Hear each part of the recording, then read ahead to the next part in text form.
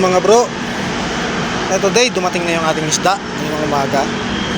Sila dalawang Orlando na sabi niya golden daw to, pero itim, golden, dark golden, ewan ko, golden daw pero itim siya. Siguro sa aquarium makikita talaga natin yung kulay na to. Dito kasi itim ang nakikita ko. Sa ilalim sila, no? Yun nga, golden nga yung parang pinaka-chan. Ayan, dalawa. Siguro pag nagkapera ako, bibili ako ng molly, hindi kaya gapi. Para may kumpanyo naman sila. Isda. Ayan. Yan ang bago nating alaga. So, gagawa tayo ng filtration system dito. Para dito sa isda natin. Unti-unti natin lagyan ng filtration yan. Para, at syempre maglalagay na tayo ng aquaponics natin. Kaya yung nabanggit ko sa huling vlog natin, yan yung parang alulod ng tubig. Yan ang gagawin natin. May kaputol pa, may pinuputin yan para dyan natin pagkapangin ng tubig, pabalik-balik, pabalik dito sa tangke. Dadaan natin sa mga tanim. Filtration muna bago tanim.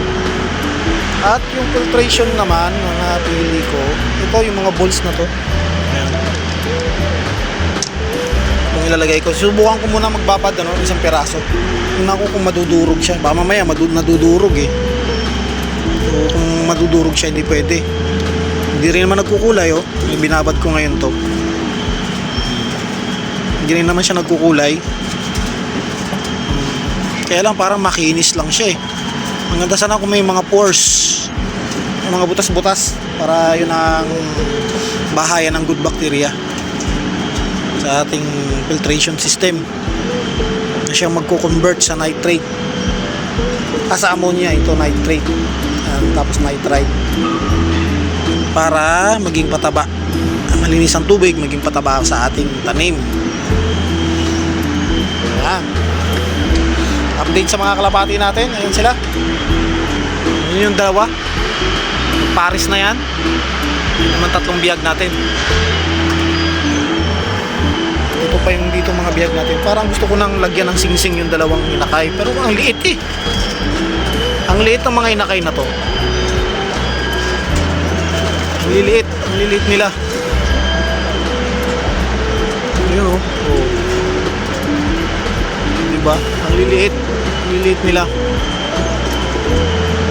May balahibo na pero ang liliit.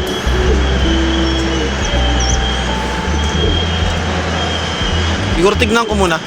Try ko kung lalagyan ko ng singsing. Isa-isahin lang natin. Okay? Balik ako pagka lalagyan ko na ng singsing.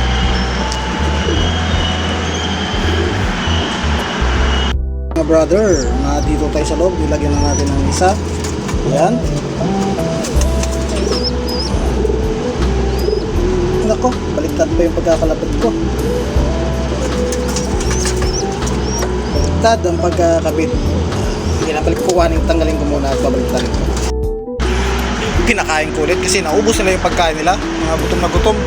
Kasi ngayong araw, isang beses ko lang sila napakain. Hindi ko napuntahan kayo ng umaga.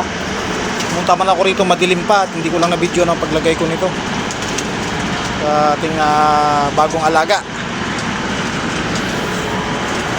Ayan. Saan sila? May dalawa pa pala rito sa taas. Yan nga, dito nga, 7 nga rito ang bihag natin. Tapos meron pa tayong 3 ron na yun. Yung dalawang blue bar na yun sa taas, magkapares. Siguro pag nahuli natin yun, aalagaan na lang natin yan para dito namang itlog. Total naman ang ating mga breeder ay kulang na. Mukhang maganda naman ang lahi ng mga yon. Mga pula mata. Yun nga lang, parang Tagalogin.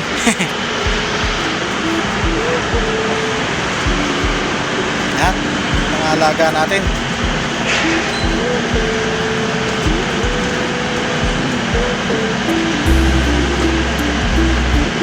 Barakong-barako talaga yung ating brown na isa ron. Barako niya ng gusto yung kanyang kapares. Yung magkapares na silang dalawa.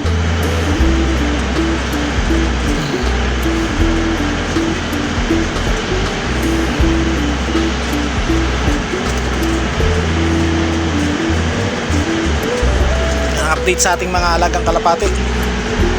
At dito naman sa ating tanim, ayan, yung sibuyas natin na tinanim, buwaghag na yung ano niya. Baka pwede na siguro pag-iwahiwalayin to. So hindi mo na, hayaan mo na natin silang bumukol na maganda bago natin sila pag-iwahiwalay. Yung talagang maging malaki yung mga bawat puno. Ayan o, nag-iwahiwalay na o. Bawat puno na to eh. Ito yung bawat puno. Puno. Bawat bilog. Ayan. Ito hindi pa gaano. Ayan, mga bawang na tinanim ko kapon. Maganda na rin. Meron pa rin. Yun o, umubo na o.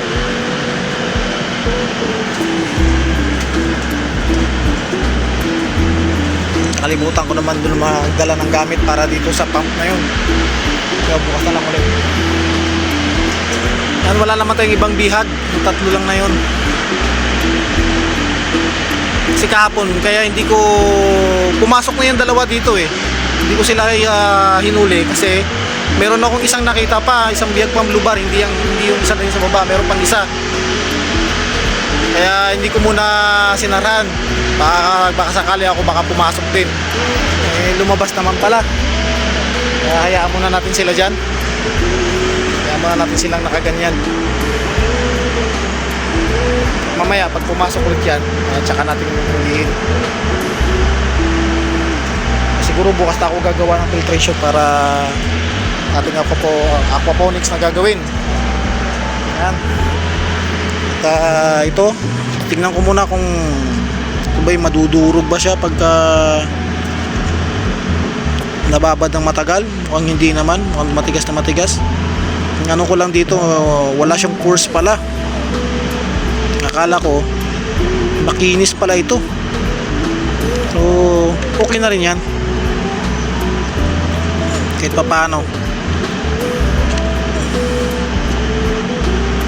Hindi siya kagaya ng ceramic na maraming butas-butas. Ito pala medyo may kakinisan.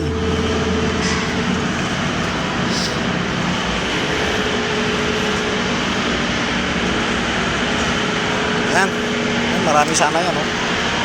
Pero gagawin pa rin natin siyang filtration kahit pa paano. Parang sisibing ko ayan ng bato ang ating filtration system. Tapos yung pinakaibabaw siguro, yun na lang ang foam na nakukuha ko dun. Yung ginawa kong ano rin na media para sa ating mga seeds. Mga isang linggo siguro, baka tubo na yon, ilipat na natin dito yon. Dito na natin sila palaki ng patubuin pa ng gusto. Yung mga lettuce. Kaya next project natin, ang filtration nga nito, gagawin natin. Para kahit papano naman malinis ang tubig. Sa ngayon malinis pa to kasi wala pa silang isang 24 hours dito sa ating taniman no. Kaya okay pa yan.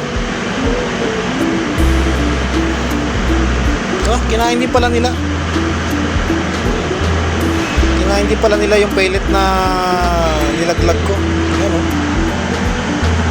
Diba? Laki.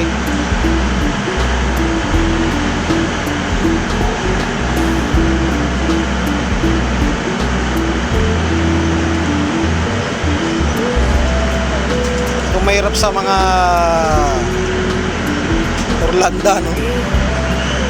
Parang ano silang pag lumangoy. Tamad lumangoy.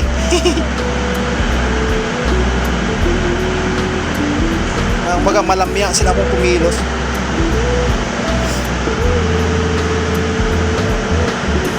Ayan mga bro, yan muna ang update sa ating mga alaga, sa ating mga Orlanda. Hopefully isang pares ito, babae at lalaki pa. Pares kasing magaganda yung kanilang mga ayun,